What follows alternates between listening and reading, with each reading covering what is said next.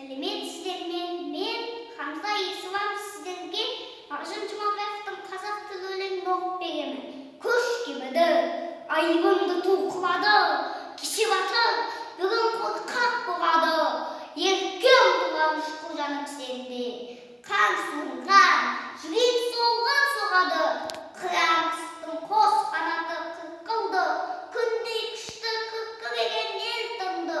Асқар алдай, алтын алмай есте жоқ, батыр хандар асқан жандар ұмытылды.